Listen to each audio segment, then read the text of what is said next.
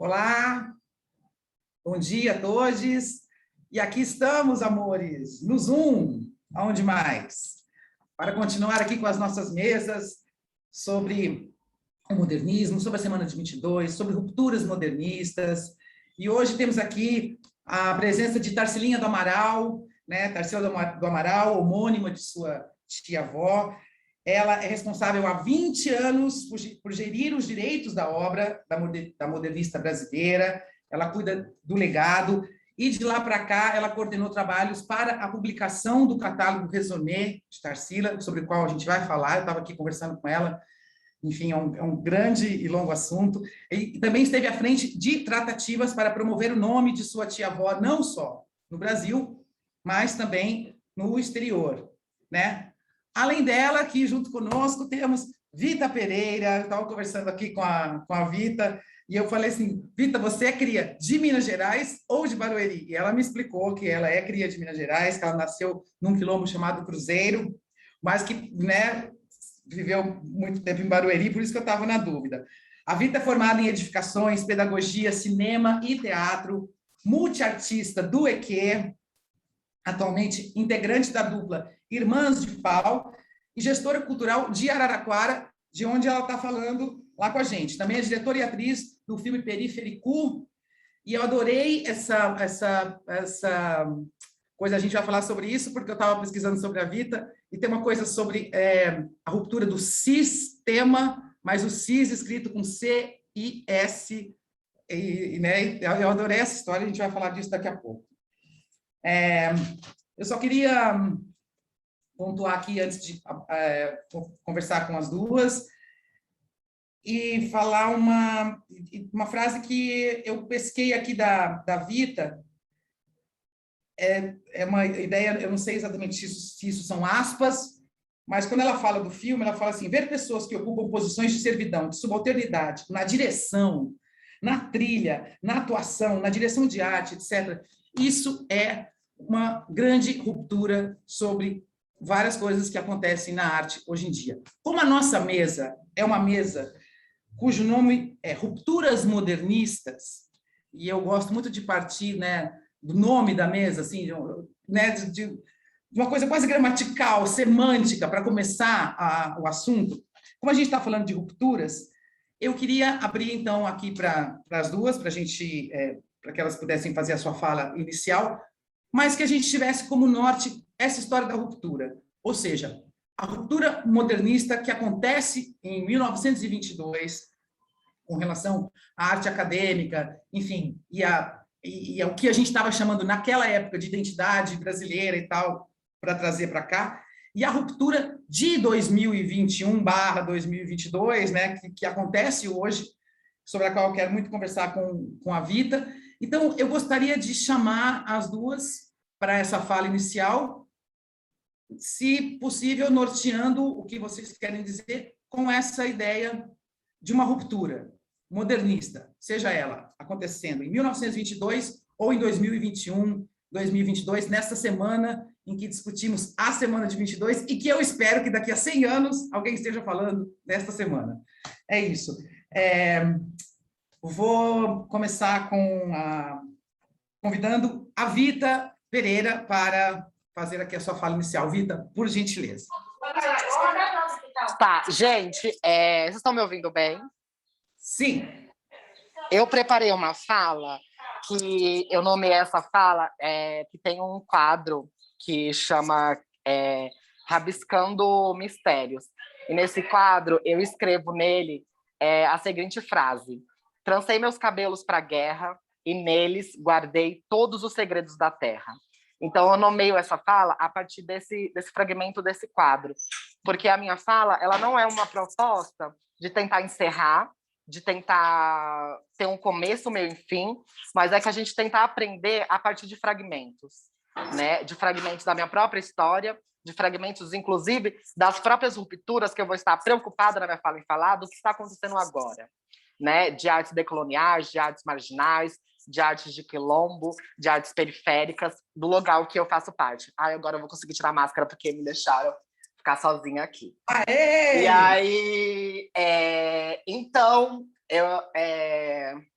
para muitas pessoas que não estão acostumadas com essa fala um pouco mais fragmentada, não pretendo deixar nada amarrado, eu pretendo deixar, inclusive, mais perguntas do que respostas. E eu queria começar com um texto meu, que é Cinema do EQ, Armaduras de Guerra para Desacoindar o Sistema.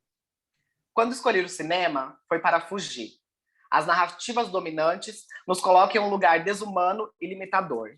Criar múltiplas narrativas do que é ser travestigênero, preta e dissidente é urgente. Como continuar viva? Como continuar produzindo em um mundo quebrado? Os cacos se tornam câmeras, as poeiras ondas sonoras e os destroços imagens. Nem tudo pode ser visto ou falado. A palavra já não basta mais. A palavra já não basta mais. Produzir mistérios não é apontar a arma, mas sim construir barricadas para que ela não me atravesse. A arte não pode ser considerada como salvação. A arte não pode ser considerada como salvação. Até mesmo nesse momento que estamos vivendo. A arte não é capaz de dessecar os rios, ressuscitar nossos mortos, parar queimadas, ocupar as salas de aulas, derrubar genocidas e amoladores do poder e parar as rotas, planos e ficções da necropolítica. A arte não pode preencher o prato vazio e disputar com as ondas sonoras das barrigas daqueles que sentem fome. Mas ela pode ser uma fuga, um plano de fugitividade. É preciso imaginar para poder escapar e atravessar os fins. Ela pode ser um truque contra a morte e o esquecimento. Ela só se faz sentido se for uma arte do EQ. E por isso que eu começo perguntando para vocês qual é o truque para vocês continuarem vivos. Eu gosto de traduzir o EQ, que o EQ vem do Pajubá, enquanto um truque.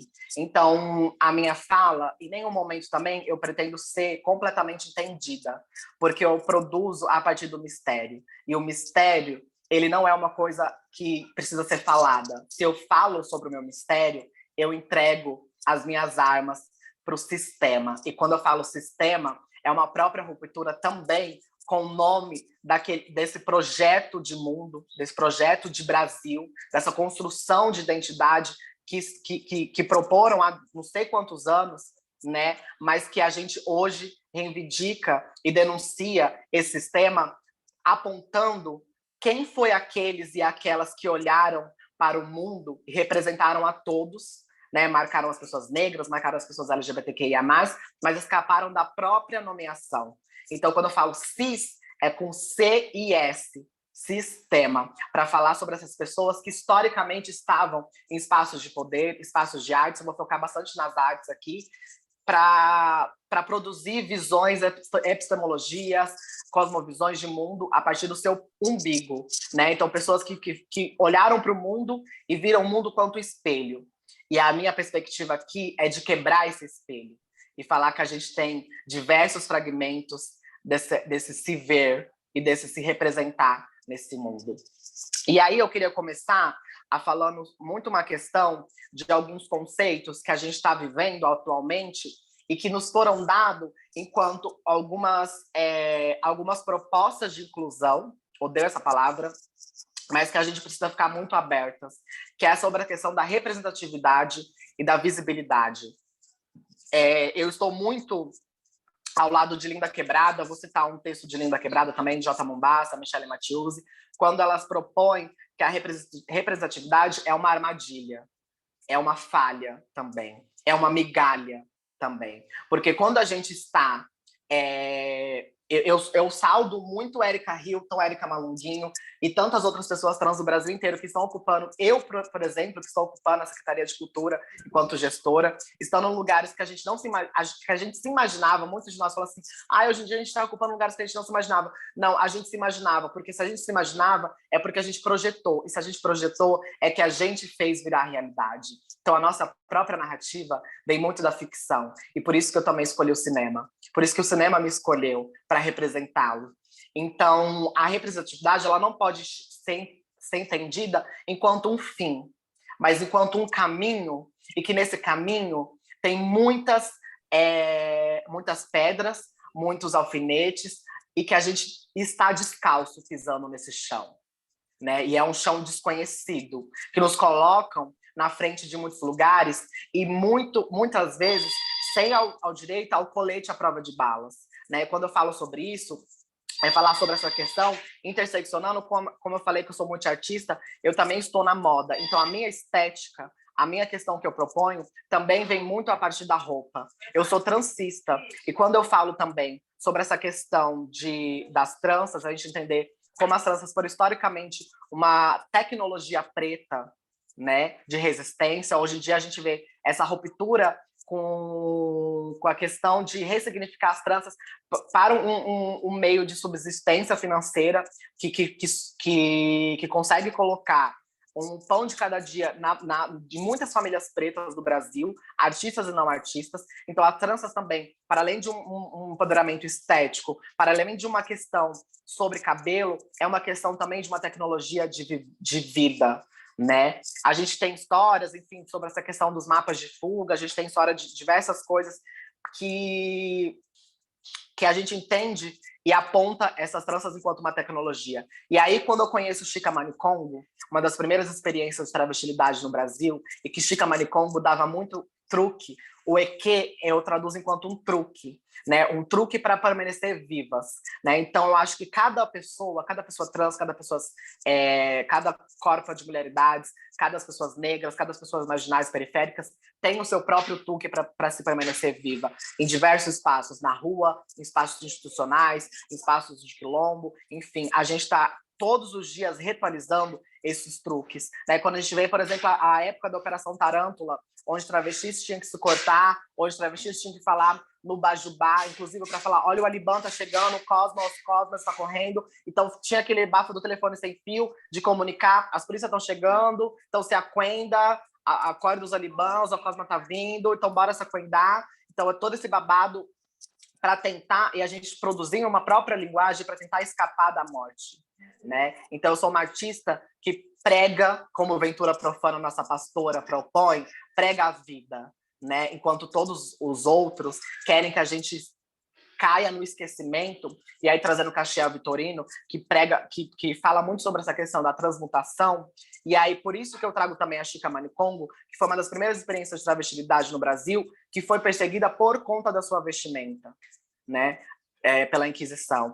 E aí quando eu construo roupas com cabelos, né, os cabelos que estavam na minha cabeça, e depois eu reutilizo em forma de upcycling, de não jogar esse cabelo fora, mas de produzir uma potência com esse cabelo, eu construo mantos de guerra, mantos para sobreviver essa guerra que a gente vive, que não é declarada, mas que a gente sabe que já foi muito declarada há muito tempo, né? E também há com referência a Bispo do Rosário, com essas produções de mantos, né? Então, é partir desse lugar de entender a nossa própria roupa, o nosso próprio corpo, enquanto museu, enquanto um espaço de memória, um espaço de produção enfim, de cultura dissidente marginal.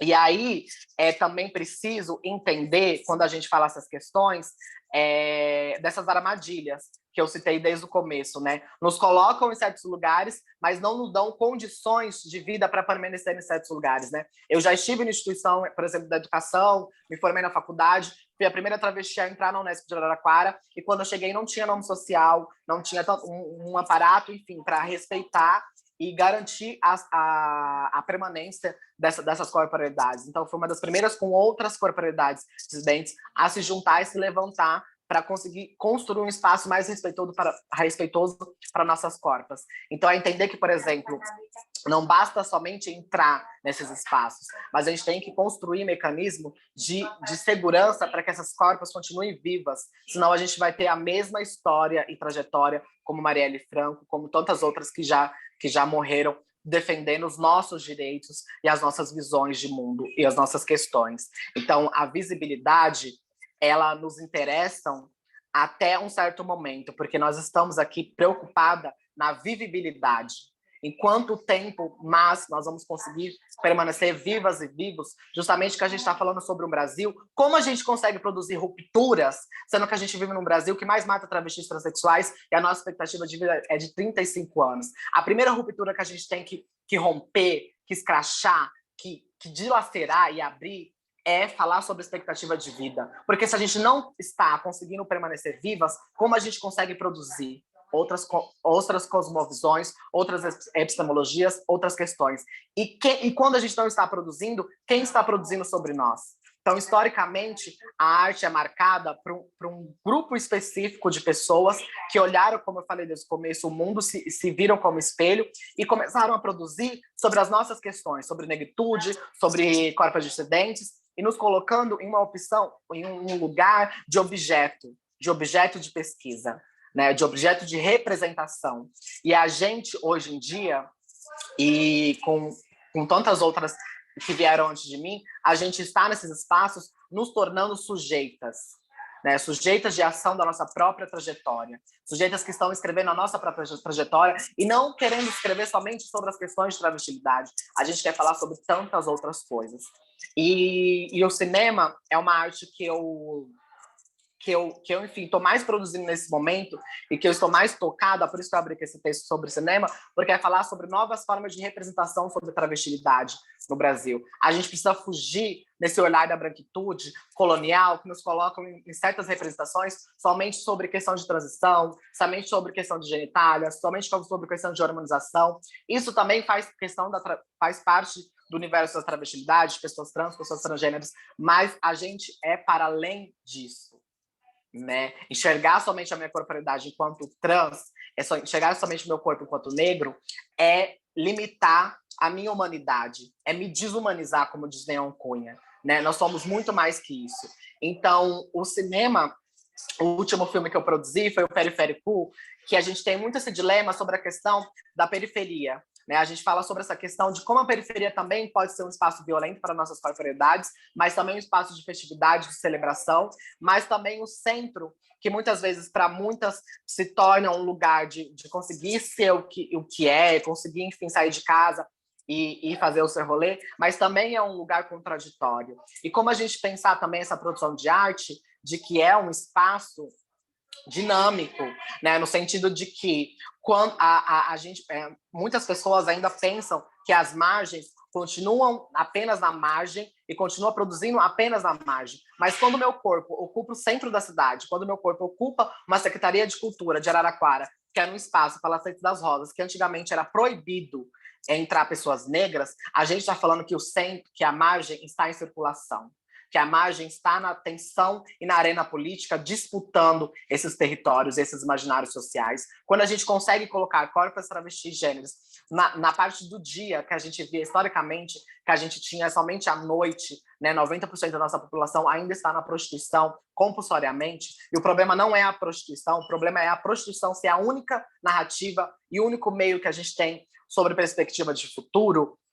Então, a gente vê que também a gente está circulando em todos os lugares. Né? A gente está no transporte público e também é pensar sobre como a cidade, como a arquitetura, como o direito à cidade é nos negado. Se a gente tem uma tarifa mais cara do mundo, como São Paulo, então quem consegue ter o direito à cidade circulando 24 horas para se encontrar com amigas, para se encontrar com os coletivos, para se encontrar com diversas pessoas, né? E quando a gente propõe fazer um cinema de ruptura, é colocar um cinema como, por exemplo, com 4 diretores, né? Uma diretora cis negra, ou 2 diretores trans masculinos e uma diretora travesti negra. Então a gente pensa também num outro modelo de direção, que a gente tem historicamente o cinema produzido, somente o diretor carregando todos os créditos do filme, tem um diretor único, recebendo toda a questão do filme, e a gente traz uma outra perspectiva de que é um cinema de quilombo, um cinema comunitário, um cinema periférico, um cinema que está disputando. A gente, por exemplo, passou mais de 80 festivais,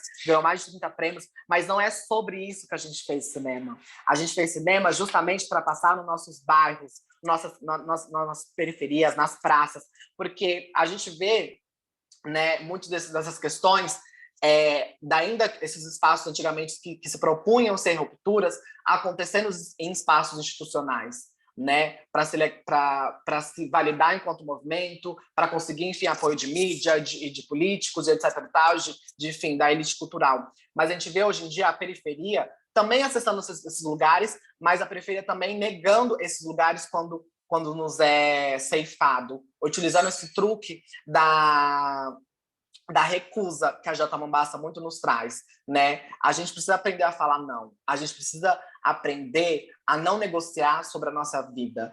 E então, por isso que a gente vê diversas casas de cultura nas periferias, diversos coletivos culturais nas periferias, diversos, enfim, casas de acolhimentos, casas de, enfim, de espaços, inclusive citar a Indianara, quando ela fala numa entrevista que a Jota Mombassa ela utiliza, que ela fala da Casa NEM. Indianara, uma militante travesti gênero do Rio de Janeiro, e que ela fala da Casa NEM, que a Casa NEM seria uma fuga para Plutão. É como se a gente estivesse fugindo, que na Casa NEM se fosse outro planeta, onde as nossas propriedades sejam respeitadas, onde as nossas existências sejam validadas, onde aquele espaço seja gerido e produzido por nossas corporidades. Então, a Jota Mombassa traz um texto do Itaú Cultural, esqueci o nome do texto, que ela fala sobre essa questão da fuga para Plutão, que a gente precisa produzir novas formas de mundo, mesmo que a gente não consiga sair desse mundo, dentro desse mundo. Então, essas casas de acolhimento, esses quilombas marginais, produzidos por pessoas trans, pessoas negras, é também um projeto de pensar outros modelos de mundo, outros marcos civilizatórios.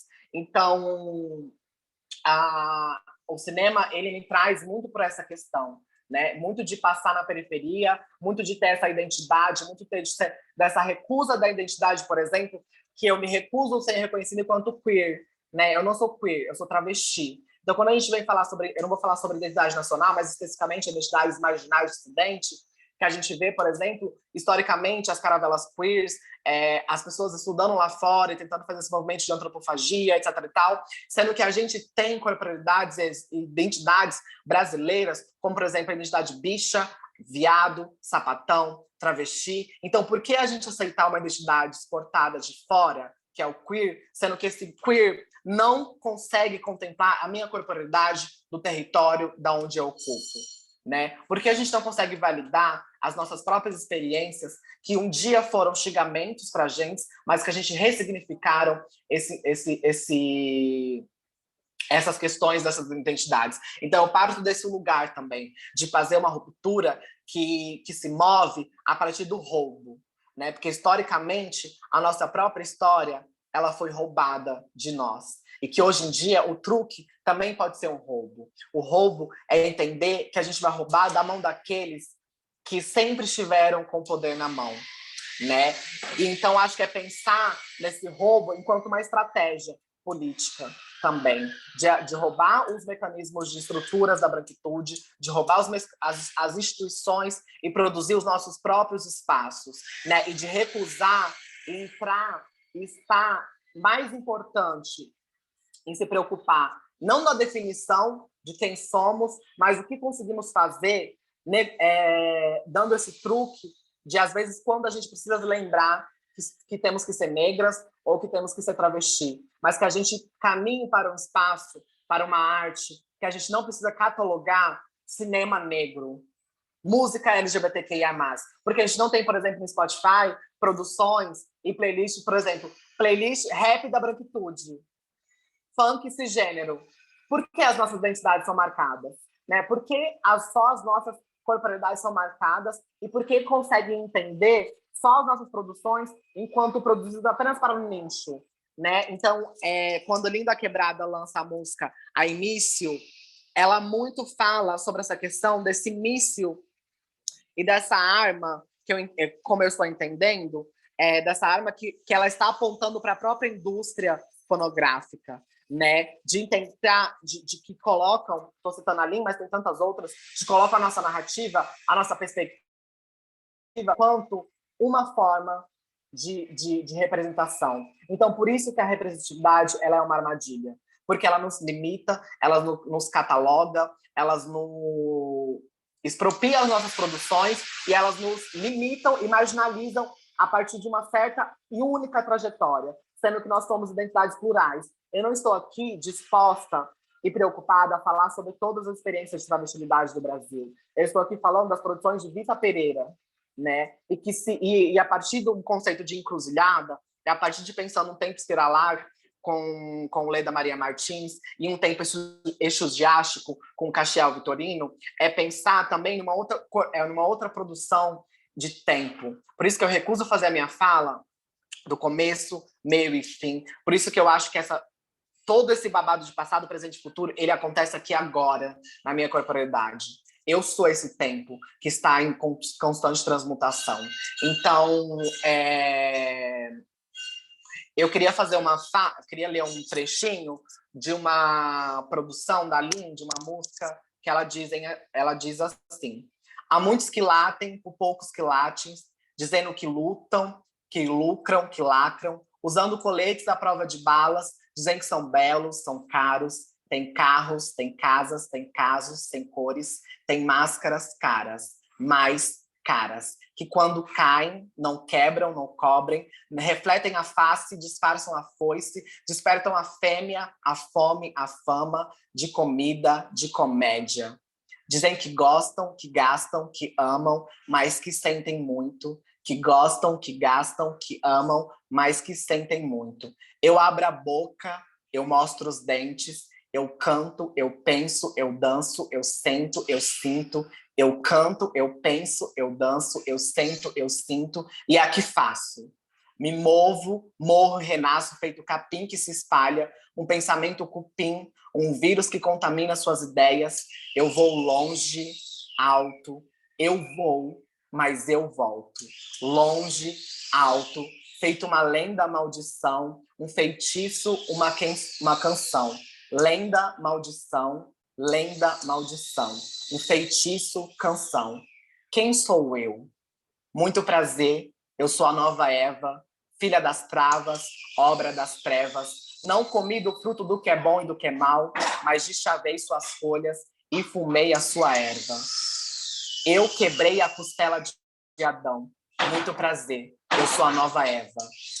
E aí, quando Linda Quebrada, eu trago Linda Quebrada, vou trazer agora J. Mombassa, Castiel Vitorino e Vita Pereira, é para falar sobre as rupturas que estão acontecendo atualmente. As rupturas que estão acontecendo de negar essas próprias identidades, né, que vieram de fora, de negar essa própria visão de mundo, de negar, inclusive, essa própria arte contemporânea, né, que ainda assim é uma arte marcada pela visão colonial, né, de pensar essa curadoria, de pensar essas produções de forma de conhecimento que estão para além da margem, que estão na transmutação, que estão produzindo em outros tempos, com outros sentidos, e não só escrevendo, mas também produzindo no mistério daquilo que não pode ser dito. E aí por isso que eu cito a J. Mombassa, um trecho dela, que ela fala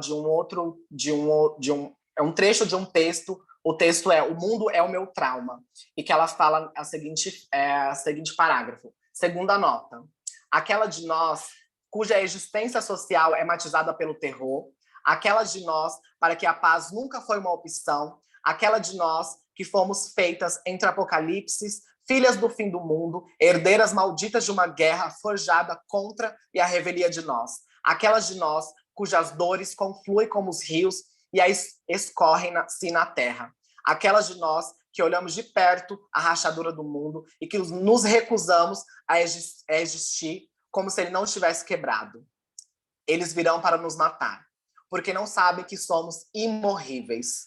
Não sabem que nossas vidas impossíveis se manifestam umas nas outras. Sim, eles nos despedaçarão, porque não sabem que, uma vez em pedaços, nós nos espalharemos, não como povo, mas como uma peste, no cerne mesmo do mundo e contra ele.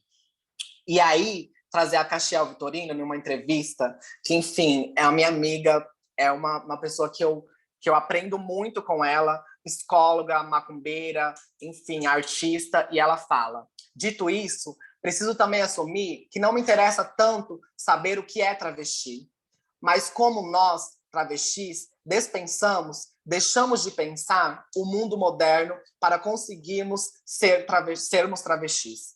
E para isso, abandono qualquer análise antropológica, fetichista e psicológica edipiana, para dizer que não há, a priori, um conteúdo ou uma forma essencial ou fundamental para que a transmutação travesti aconteça.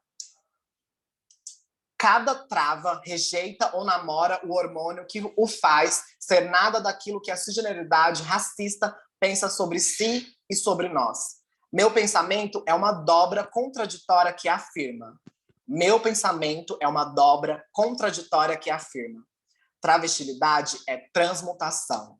Travestilidade é transmutação. No início e no fim, me interessa a transmutação e não a transição.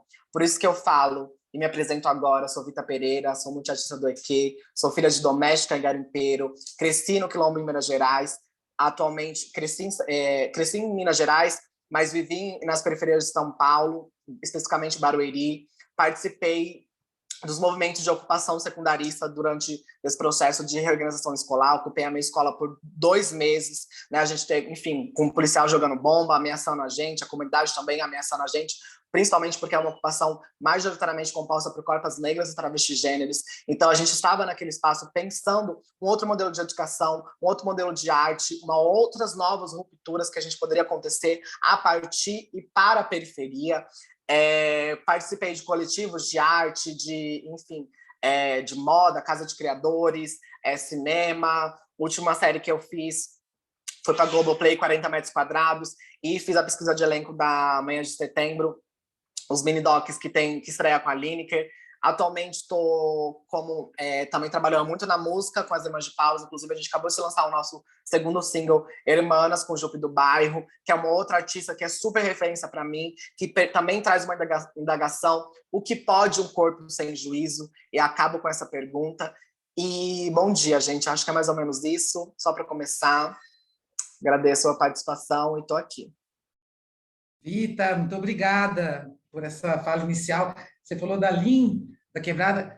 Os diretores de Bicha Travesti, né, a Cláudia Priscila e o produtor Kiko Goffman, são grandes amigos, assim. Eu me lembro de quando a Lin foi divulgar o filme, ela disse uma frase que eu nunca me esqueci. Ela disse assim: os conservadores estão com medo, e eles têm toda a razão. Eu acho isso muito massa, muito forte. Queria pedir agora para a Tarcilinha fazer a sua fala inicial, e é engraçado porque a gente está falando de ruptura, e esses dias eu estava lendo uma... Eu, sinceramente, não sei, não tenho conhecimento científico para saber se isso é verdade, mas eu estava lendo esses dias umas coisas sobre o sonho mesmo, o sonho que a gente dorme e sonha, não um sonho... O sonho. E o médico neurologista lá dizia que a gente só sonha com o que a gente viu. Pode ter sido num filme, pode ter sido uma passagem rápida de alguém por você na rua, pode ter sido numa peça que você viu alguma vez, uma figura que na hora nem te chamou a atenção, mas aquilo ficou no teu subconsciente, e no sonho relaxado, aquela figura volta. Mas, necessariamente, o que ele dizia era que para se sonhar, necessariamente você tem que ter vivido. E o sonho vai ressignificar aquela vivência. Por que eu estou dizendo isso? Porque a maneira que se pensava em uma arte colonizada, a maneira que se pensava numa identidade brasileira, a maneira como isso se pensou em 22, tinha a ver com uma realidade que a gente que se sentia naquele momento. Então, como a gente está falando de rupturas modernistas, como esse é o nome da nossa mesa, e a gente está falando de rupturas, e aí, de rupturas todas, né? Todas elas. Então, eu convido agora a Tarcilinha do Amaral para a sua fala inicial, ainda também só reforçando o que eu já disse, dentro dessa questão das rupturas acontecidas lá e aqui, e essa reverberação. Muito obrigada, Tarsila, a palavra é sua.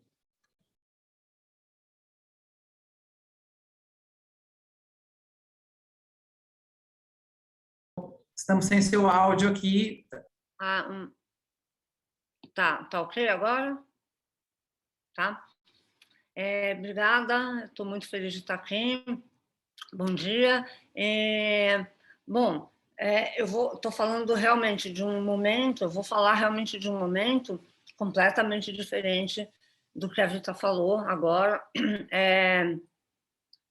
Eu, claro, estou acompanhando todo esse processo hoje, né? Eu acho que, assim, tudo precisa ter um começo. Então, realmente, a sociedade, na época dos modernistas, era completamente diferente. realmente, eu acho que nesse aspecto a gente estava engatinhando mesmo. A abolição tinha acontecido fazia poucos anos, né? Então, se hoje a gente sente tanta falta, né, dessa inclusão, de tudo, imagina naquela época, realmente, era um momento completamente diferente, mas foi um início, né? Eu acho que sem aquele início, a gente não teria muitas das coisas que a gente tem hoje, né? E aí vem um grupo, esse grupo modernista, minha tia está incluída nele, tia-avó, né? Eu falo minha tia, mas é minha tia-avó, ela está incluída. Eram pessoas realmente da elite. A maioria eram pessoas que transitavam na elite cultural, financeira, social daquela época. Mas, como eu falei, foi a primeira ruptura, né? Eu acho que foi muito importante nesse sentido. Então, a gente pega uma sociedade... Eu sempre fico tentando me colocar, né, naquela situação, eu sempre tento me colocar em todas as situações, né? Hoje em dia também. Pega uma sociedade, os escravos tinham sido abolidos fazia mais ou menos 30 anos, não mudou quase nada, não tinha mudado quase nada na sociedade mesmo, né? Ainda era uma coisa que estava ali muito no início, né?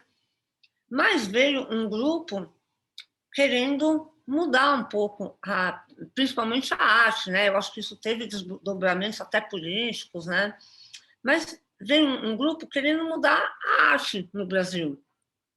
Era uma arte acadêmica, era uma música clássica, uma poesia parnasiana. Então, era tudo muito dentro de um quadrado. E aí, muitos desses modernistas foram estudar fora, principalmente Paris, que era o grande centro cultural da época, e era onde as ideias estavam começando a circular, onde as novas ideias estavam começando a circular. Aí eles trazem para cá essas novas ideias, falam, puxa vida, a gente precisa fazer alguma coisa para mudar essa realidade aqui no Brasil. E aí, eu acho que o grande pilar assim desse pensamento novo era o Oswald de Andrade, o Mário, claro, sem contar outros grandes artistas, que a Anitta também, eu acho que nas artes plásticas foi a primeira grande ruptura da arte aqui no Brasil. Mas, claro, tinha que ter o apoio do Paulo Prado, do Graça Aranha, Villa-Lobos participou também, né? Também uma grande ruptura na música. Enfim, outros grandes personagens daquele momento foram fundamentais. Mas eu acho que o Mário e o Oswaldo realmente foram as cabeças pensantes, né, desse novo Brasil, que era, claro, uma coisa muito diferente, né? Eu ouvi agora a fala da Rita, uma coisa completamente diferente do que a gente está vivendo hoje, mas, como eu já falei, no início. Então, esse pensamento novo, essas ideias novas que começaram a circular, eles vão culminar com a Semana de Arte Moderna, em 22. Foi feito no Teatro Municipal, um lugar de elite, por pessoas de elite, apoiado por Paulo Prado, imagina, que era um dos grandes produtores rurais da época. Enfim, todas essas pessoas que eu estou falando eram pessoas realmente da elite, mas já querendo mudar um pouco essa sociedade, mudar um pouco a arte, a cultura aqui no Brasil. Eu acho que o Mário é um exemplo bacana disso, que a gente sabe, ele era, enfim, ele era um fruto dessa miscigenação, né, das raças do Brasil, e ele conseguia se inserir nesse grupo novo que estava se formando, e um cara brilhante, um cara assim, que foi fundamental mesmo nesse novo pensamento. Mas, claro, né, eu acho que eles precisavam ir passo a passo, né? Não dava para chegar naquele momento e querer uma ruptura tão grande, tão forte como a gente está vendo agora, né? As coisas precisavam ir acontecendo. E a semana foi uma coisa assim que na sociedade da época foi ninguém entendia aquela arte nova, né? A exposição da Anita Malfatti em 1917, mostrando aquelas obras expressionistas, nossa, foi bombardeada, né? Tem aquele artigo do Monteiro Lobato que ele acaba com a Anita Malfatti. Infelizmente, a gente sabe que o fruto disso foi que ela acaba voltando para a arte acadêmica, então ela não dá sequência, o que eu acho que era o que foi brilhante na arte dela, nessa ruptura, né, dela vir com essa ideia nova do expressionismo, dela produzir obras lindíssimas, importantíssimas, com essa técnica completamente nova, né? Aí a Anitta, vou contar um pouquinho a história dela, era uma pessoa de uma família, vamos dizer, classe média naquela época, média baixa. Eu sei que ela precisava muito do dinheiro do tio, foi o tio que mandou ela para os Estados Unidos, depois para a Alemanha, e o tio que patrocinava esses estudos dela. E quando vem esse artigo do Monteiro Lobato, o tio fala, eu não vou mais te patrocinar para você fazer essas coisas, né? Uma coisa, uma ignorância mesmo, né? E ela precisava da arte dela para viver. A mãe dela era uma pintora também, ela dava aula de arte, e a Anitta precisava desse dinheiro para sobreviver. Então, a escolha dela, quer dizer, né? A escolha dela de voltar para a arte acadêmica, eu acho que vai muito em função dela precisar do dinheiro para viver e dela precisar do apoio do tio, da mãe, enfim. E ela, infelizmente, nessa exposição dela de 17, ela tinha 8 quadros vendidos. Isso para ela ia ser uma coisa muito importante, ia dar um fôlego para ela muito grande. E 6 pessoas devolvem os quadros. Claro, as pessoas que foram influenciadas pelo artigo do Monteiro Lobato. E os únicos 2 que bancaram essa compra, né, naquela época foram o Oswaldo e o Mário. Então, para mim também, eram as pessoas que entendiam essa arte nova, eram as pessoas que estavam dando valor para o que ela estava fazendo, né? E, infelizmente, os outros não estavam nessa mesma nessa mesma vibe, né? E devolvem os quadros. Isso também foi uma coisa assim muito importante, traumática para a Anitta. Mas, mesmo assim, isso foi em 17, ela participa da semana de 22.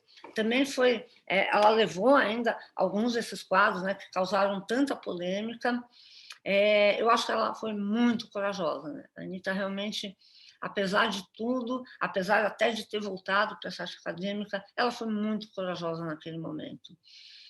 E aí, Mário, Oswaldo, muito corajosos também, principalmente Oswaldo era de uma família muito rica, também isso dava muito respaldo. O Mário não, ele dava aula de piano, ele era uma realidade bem diferente, né? E ele teve que aprender ali a se virar, né? Continuar trabalhando, né? Fazendo o que ele fazia e também participando desse momento de ruptura mesmo, dessa arte tão nova que estava aparecendo, né? A minha tia, em 1922, em fevereiro, durante a semana, ela estava em Paris, estava estudando lá, ainda estudos acadêmicos, e ela volta em junho. E ela acaba ficando amiga da Anita Malfatti no ateliê do Pedro Alexandrino, antes de 1920, quando ela ainda estava aprendendo a pintura, a pintar. Quando ela ainda estava muito no início, né?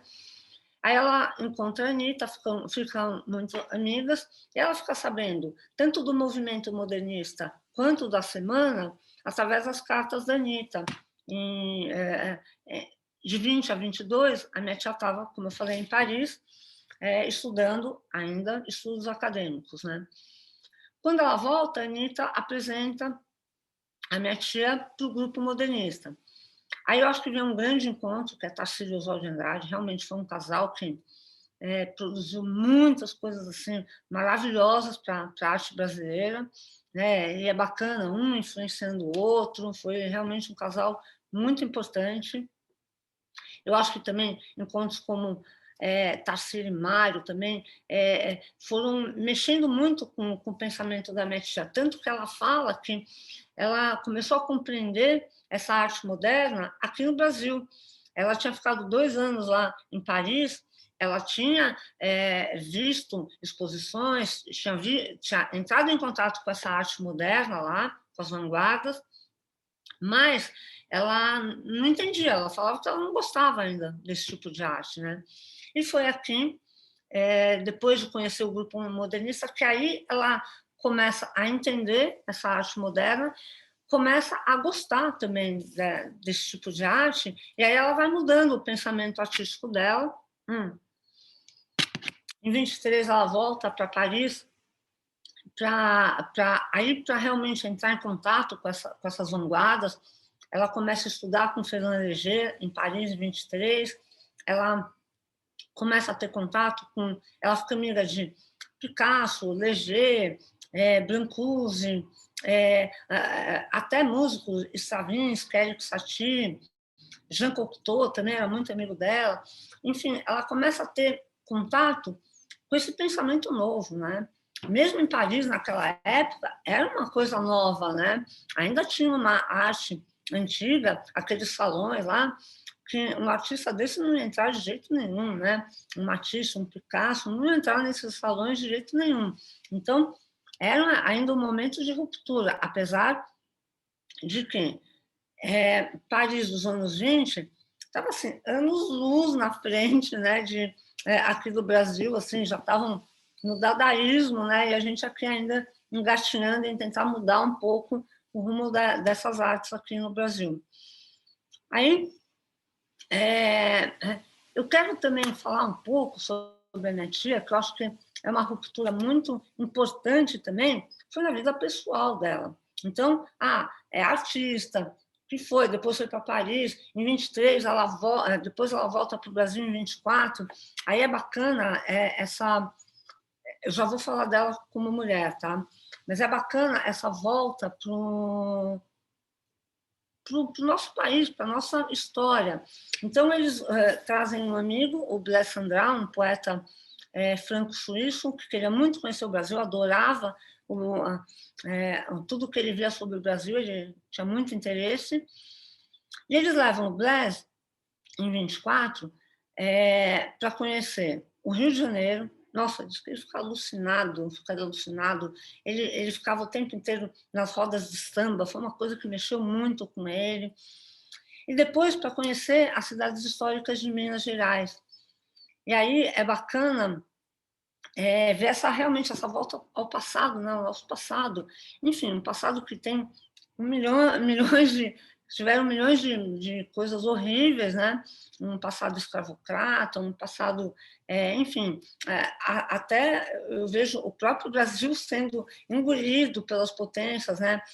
Portugal, Espanha, Inglaterra, né? O nosso ouro foi todinho para fora, né? A gente acabou tendo muito pouco fruto dessa riqueza aqui. Mas eu acho que ficaram coisas importantes nessas cidades históricas, né? O Aleijadinho, sabe, artistas que foram que fizeram uma história linda, né? O Blaise Cendrale, quando viu o Aleijadinho, se emocionou, disse que era o maior artista barroco do mundo que ele já tinha visto. E então eu acho que aí vem esse contato mesmo desse grupo modernista com o passado lá colonial, né, com tudo que aconteceu também de ruim, de difícil, né, nessa história do Brasil, nessa trajetória do Brasil. E aí,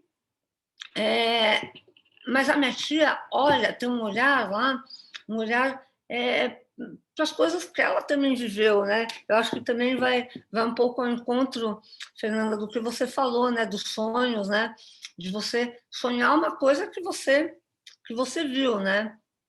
Então, a minha tia começa a pensar numa mudança da arte brasileira, da arte que ela produzia naquela época, a partir da infância dela, né? Uma infância que ela viveu nas fazendas. Então, em Minas, ela fala que ela encontrou as cores que ela gostava na infância, né?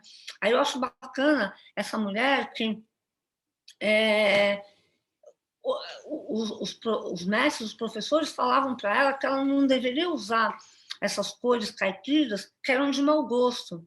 Aí vem essa mulher, né, de força, de personalidade, fala, não, são as cores que eu gosto, as cores que eu vi na minha infância, eu gosto dessas cores, eu vou colocar isso nas minhas obras.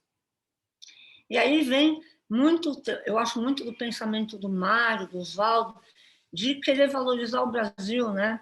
Então, depois de 24, ela já tinha passado um ano em Paris, o ano de 23, lá, aprendendo essas técnicas novas, principalmente a técnica cubista, que ela sempre falou que foi a técnica que mais influenciou, e ela traz para o Brasil essa técnica nova do cubismo, essa experiência dessa viagem a Minas, das cores que ela gostava na infância, e eu acho muito bonito que minha tia não tinha vergonha do país dela. Eu fico imaginando o que era o Brasil aos holofotes de toda aquela intelectualidade parisiense da época, que eram artistas do mundo inteiro, o que eles pensavam do Brasil.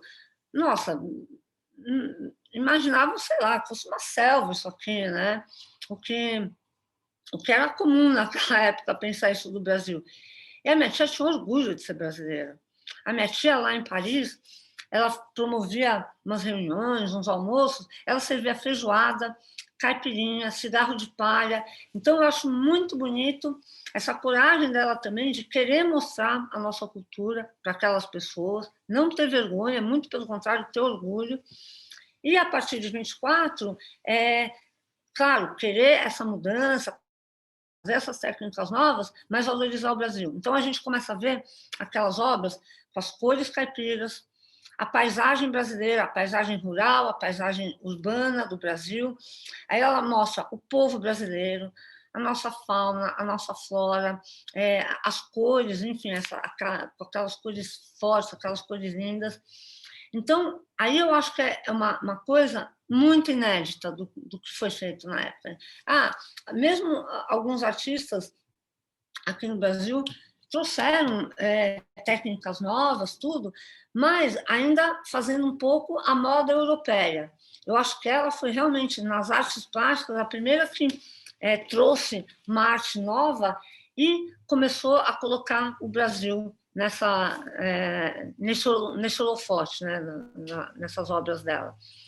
E falando dela como mulher, aí depois, claro, vem a antropofagia, que eu acho que é um outro capítulo, né?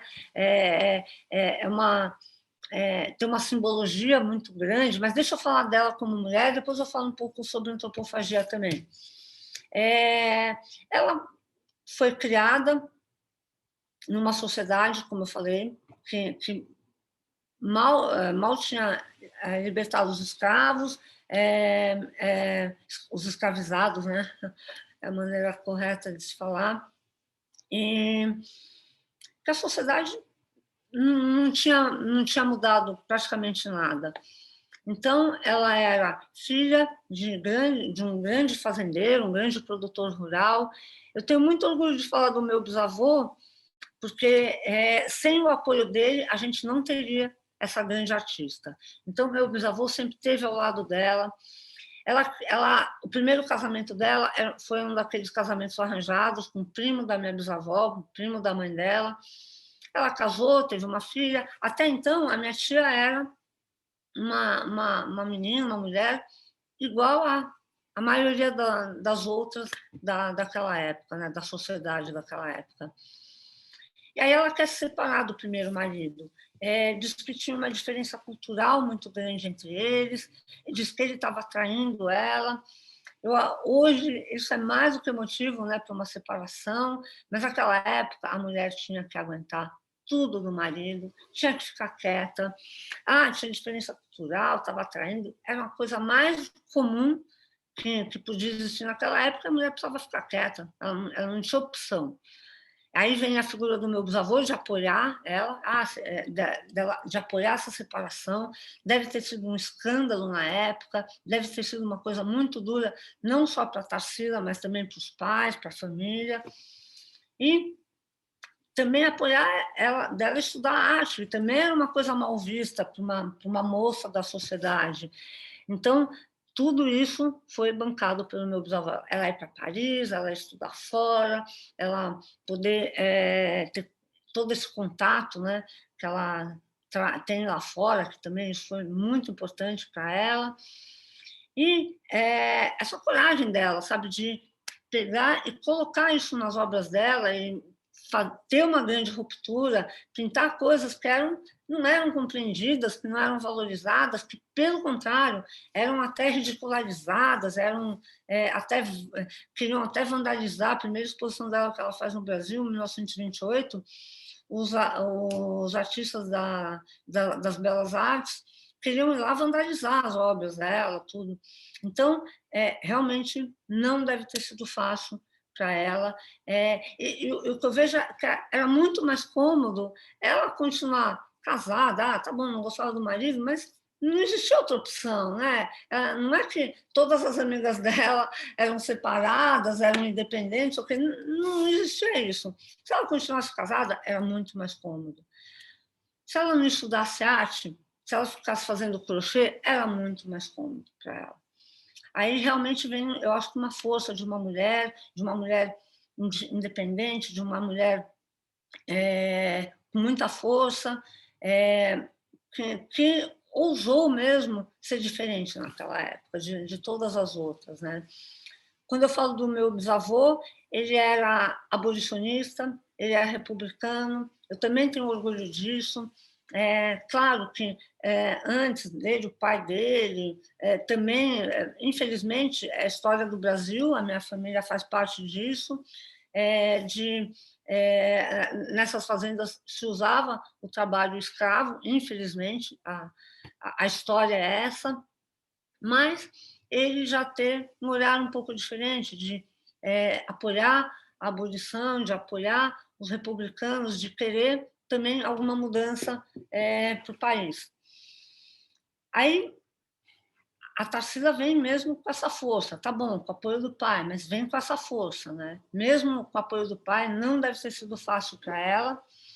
E aí eu acho que, assim, depois ela se casa com o Jorge Andrade, começa a namorar em 22, aí eles estão sempre juntos em Paris, nessas viagens a Minas, nessa construção de uma arte nova, eles estavam sempre juntos. E em 28, a minha tia quer dar um presente de aniversário para o Oswaldo, alguma coisa nova, diferente. E ela pintou a Bapuru para dar de presente para ele. Bom, Oswaldo, quando vê a Bapuru, realmente fica muito impressionado, escreve um manifesto antropófago,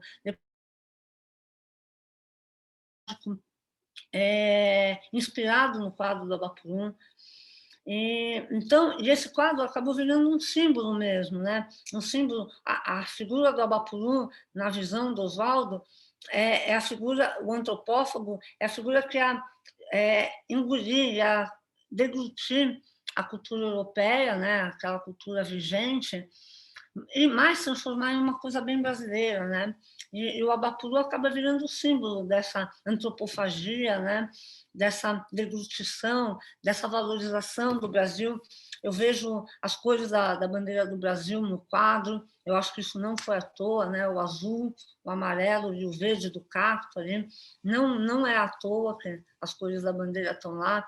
Então, é muito dessa ruptura que os modernistas queriam mesmo, e eu acho que acaba virando uma síntese do que os modernistas queriam, de trazer essas técnicas novas que estavam acontecendo, não só na pintura, né? Música, imagina Stravinsky, escultura, Brancusi, mesmo na poesia, Blaise Cendrars, Jean Cocteau, enfim, eles queriam trazer essas mudanças para cá, mas valorizar o Brasil, né? Claro que eu acho que a gente está falando de Brasis completamente diferentes, né, do que a gente está vendo hoje, do que era naquela época, mas eu vejo isso como um primeiro movimento, né? E talvez sem esse movimento as coisas podiam ter sido mais difíceis, demorado mais, né? Eu acho que tem um valor muito grande, né? E depois, até contando um pouco mais a história da minha tia, ela depois termina com Oswald de Andrade, depois ela tem um namorado que ele era comunista, ela vai para Moscou fazer uma exposição com ele, ela pinta, ela faz essa exposição lá. Quando ela volta, ela participa de reuniões do Partido Comunista. Minha tia foi presa, ficou um mês presa. E ela disse que se decepcionou muito com o comunismo, porque ela falou que não sentia que ela tinha voz. Então, isso foi uma grande decepção para ela. Quando depois que ela sai da prisão, ela acaba terminando com esse namorado e acaba não se envolvendo mais politicamente, né? Mas eu acho que o fruto dessa história é o quadro Operário, que é outro ícone da arte brasileira. É o primeiro quadro da arte brasileira com essa força social. Claro, depois em Portinari, que acaba explorando isso muito mais do que ela, mas foi realmente também um outro quadro, um outro símbolo também da arte brasileira. Eu acho muito bonito ela colocar toda a diversidade social, cultural, até religiosa lá, tem uma mulher de burca no meio lá dos trabalhadores, enfim, ela já colocar ali. Eu acho que são obras que já começam a levantar um pouco essa discussão, mesmo o quadro da Negra que ela faz, tudo, claro, num outro contexto, né, numa outra realidade, mas acho que são obras que já começam a abrir discussões, né? Então acho que tem essa grande importância mesmo dela participar de um movimento que abriu essa ruptura e dela produzir obras também que começaram a abrir discussões muito importantes até para os dias de hoje, né? É isso. Bom, se quiserem, eu fico falando aqui uns 2 dias mais sobre a minha tia, mas eu acho que é um resumo, né? Fiz um resumo. Obrigada. Aí surgiram perguntas, né? E aí a gente vai continuar a falar. Obrigada, Tarsila. Eu estava ouvindo a fala da Vita e quando ela falou de cinema, né? Desse coletivo, desse grupo que está produzindo cinema, eu escrevo roteiro, né? Eu sou roteirista de série para TV. E aí eu sempre falo que a ficção, ela tem contado a nossa história, não só como cidadãos brasileiros, não só do ponto de... Mas ela conta a nossa história humana muito mais do que o jornalismo, né? O jornalismo, ele tem uma função até quase que documental, mas a ficção brasileira, ela conta a história do Brasil, assim. Eu aprendi muito sobre o Brasil, assim. Eu entendo o Brasil muito mais pela ficção, né? E é muito diferente quando alguém faz uma ficção sobre você e quando você faz uma ficção sobre você.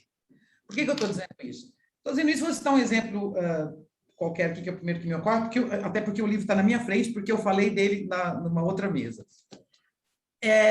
Quando eu li eu fiz uma live sobre a Pagu, e aí eu tive que ler várias coisas, enfim, fui estudar a história da Pagu e tal, não sei o quê, mas aí quando me caiu na mão este livro, que é a Autobiografia Precoce, da Pagu, eu vi a Pagu, ela contando a história dela. Quando ela conta a história dela, aí o jogo é outro. Você vê porque assim, há uma certa cristalização, você fala assim, uma mulher revolucionária, à frente do seu tempo, não sei o que lá, tem toda... Agora, quando ela conta, existe uma fragilidade também, numa questão assim, ela se automutilava, ela tinha movimentos involuntários, tem uma hora no livro em que a mãe pergunta para ela conta, a mãe perguntando para ela, filha, por que você não para de mexer a cabeça? Ela fala, mas eu não sabia, eu nem sabia que eu estava mexendo a minha cabeça involuntariamente, tal, não sei o quê. Por que eu estou falando tudo isso? É um preâmbulo para uma pergunta que eu quero fazer para a Vita. qual a diferença de se ver retratada no cinema por uma outra pessoa? E aí eu queria que a gente se aprofundasse nisso. E qual a diferença de você estar com a ficção na sua mão? A ficção é minha, sou eu que conto a ficção agora. Eu sou a dona da ficção, ou seja, eu sou a dona da história.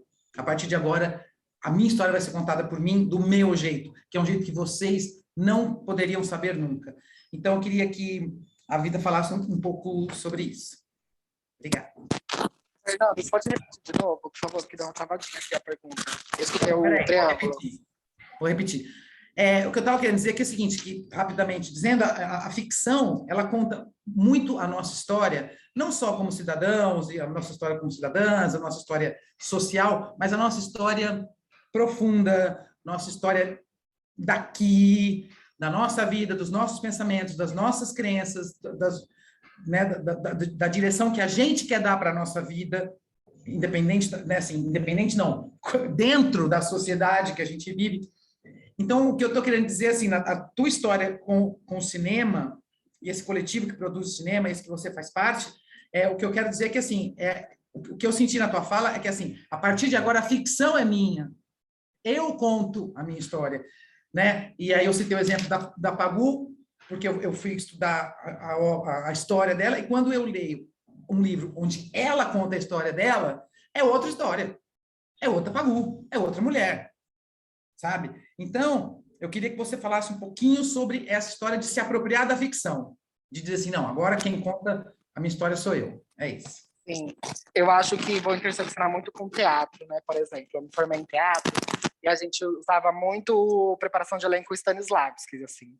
E aí eu fui participar do Madame Satã, do espetáculo do Grupo dos 10, que a gente fez em 2019, 2 meses de temporada em São Paulo, aí no Teatro Jaraguá.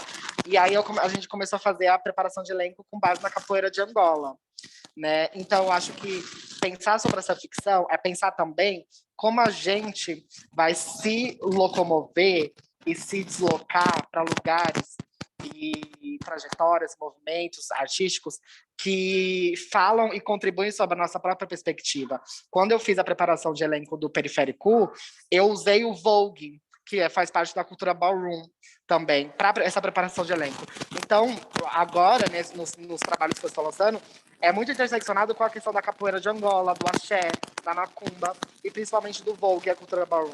Então, eu acho que é pensar nessa ficção que respeita as nossas multiplicidades. E é uma ficção também que produz essa transmutação da nossa própria corpa. Então, no filme, eu interpretava a Luz e a Denise era a Ingrid. A gente estava comentando, inclusive, segunda-feira que a gente fez um debate na Batalha Dominação, Batalha de Rap aí de São Paulo, sobre como as personagens tinham tanto de nós e como nós também tínhamos tantos da personagem e que era uma encruzilhada, era uma preparação de elenco, um roteiro, uma direção que partia da encruzilhada, que assumia a encruzilhada, no sentido de que muitas horas a gente ia se encontrar enquanto Luz e Denise, mas muitas horas a gente ia se desencontrar enquanto Vita e Ingrid, nas próprias personagens, nossa própria vida. Então, eu acho que é um processo muito complexo, mas é um processo muito gostoso, porque a gente faz a própria curadoria do que e coloca a luz no que é interessante mostrar e assumir as próprias contradições da nossa existência, né? Então, eu acho que é uma coisa que não é fácil de se fazer, mas que quando a gente está produzindo sobre a nossa própria história, a gente consegue dar um outro norte, um outro sul, um outro lugar para esse próprio lugar.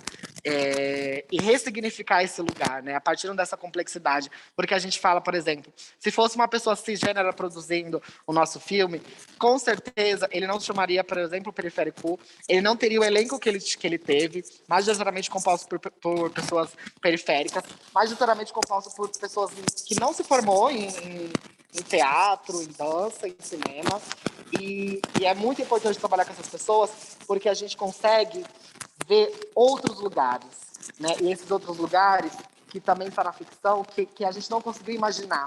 Porque quando a gente está nas instituições, a gente se forma nessas instituições, a gente tem uma visão também, a gente realiza o truque, mas a gente também tem uma visão colonizada sobre essas questões, porque a gente tá tendo uma contribuição de outros pensamentos, né, da branquitude, etc. e tal. Então, realizar essa dobra, essa contra-epistemologia é um processo também de colocar em evidência outros lugares e outras contradições da nossa própria história. Então, acho que é muito isso, assim, sabe? E mais que isso também. Mas é muito desafiador. Eu vejo muitas amigas minhas, por exemplo, que hoje em dia já escrevem a sua própria biografia, né? Que eu falo assim, porque a gente sabe que vai morrer, que seus amigos... Falo assim, amiga, que louca. Mas aí eu começo a entender elas, porque a gente está tão preocupada em como as pessoas vão escrever sobre nós, de como as pessoas pensam sobre nós, porque elas vão, principalmente sobre as experiências de travestilidade, elas vão colocar no papel ou na imagem aquilo que é interessante para vender. Aquilo que é interessante para, tipo assim, para ter mais patrocínio, para ter mais não sei o que lá, não sei o que lá. E quando a gente assume a câmera na mão, a gente assume o lápis na mão, o computador na mão para escrever, a gente caga para essa distribuição, para esses patrocínios. A gente fala assim, eu vou produzir como eu quero, né? E a gente entende que, por exemplo, o Periférico rodou diversos festivais justamente por conta da temática LGBTQIA+.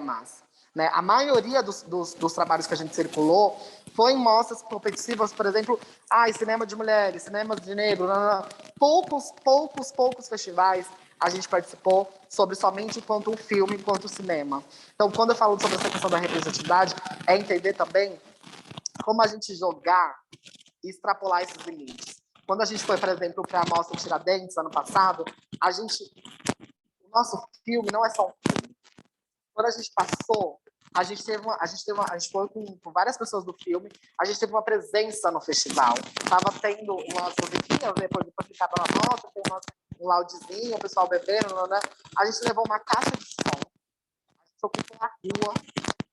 Estão ouvindo? Você fez uma Peraí, que o microfone pipocou, não ouviu a última parte. Não, eu falei assim que a gente foi para esse festival e a gente levou uma caixa de som. E aí tava tendo um loudzinho lá, música super tranquila, a galera conversando sobre filmes. E a gente levou uma caixa de som, colocou um funkão, estralando lá na rua. Todo mundo que tava no festival, tipo assim, lá nesse loudzinho, foi pra rua. A comunidade de Tiradentes começou a descer, todo mundo ligando, vem aqui, tá acontecendo bailão, não sei o que lá, não sei o que lá. E a gente tocando, a gente, tipo assim, sabe? Então, pensar também os nossos filmes, a distribuição, quando a gente está nesses espaços institucionais, a gente realiza uma outra forma de ocupação, né? De ocupação que extrapola o nosso próprio filme, porque o nosso filme é apenas 20 minutinhos, é apenas um fragmento daquela realidade. Mas quando a gente está presencialmente debatendo, a gente está, às vezes, só estando nesse festival com a nossa corporalidade, a gente mostra outros lugares que a gente não conseguiu acessar nesse próprio filme. Então, essa ocupação que a gente realiza com o Periférico ou com outros filmes é uma ocupação radical, é uma ocupação que traz a periferia para o centro, né? Coloca a periferia no centro no sentido de na margem, né? Então, é uma dobra que a gente realiza, que é um processo muito gostoso de fazer. E como você falou que já é roteirista para TV, etc e tal, Fernanda, chama a gente para os jobs, tá bom? Bora indicar meu nome, Vida Pereira, lógico. Quem sabe futuramente Vida Pereira não seja uma professora da SP, entendeu? Porque somos isso. Formação e currículo nós temos. Hoje, pessoal, trabalhar contigo.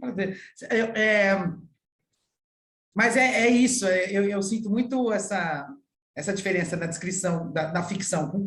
Com quem está a ficção? Com quem está a câmera? Com quem está o microfone?